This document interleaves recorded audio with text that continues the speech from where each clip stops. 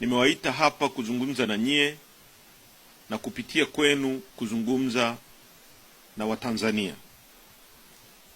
Ndugu wananchi wenzetu wa Tanzania, huu ni msimamo wa chama chenu, Chama cha Demokrasia na Maendeleo Chadema, kuhusu kilichoitwa uchaguzi wa tarehe 29 Oktoba mwaka 2025.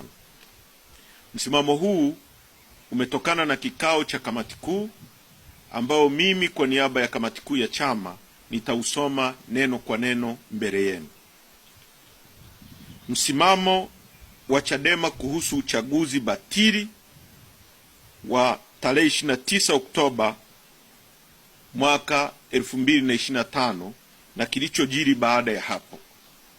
Namba moja, uchaguzi wa tarehe 29 Oktoba 2025 ni batili na matokeo yake yote lazima yafutwe.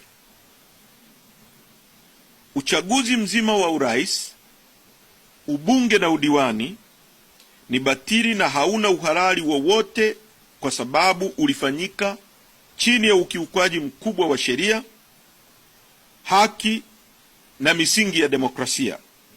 Chadema inasisitiza kufutwa mara moja kwa matokeo yote ya uchaguzi na kuvunjwa kwa kinachoitwa Tume Huru ya Uchaguzi INEC, kwa sababu tume hiyo haina uhuru kuanzia uteuzi wa wajumbe wa tume, muundo wa tume na majukumu yake.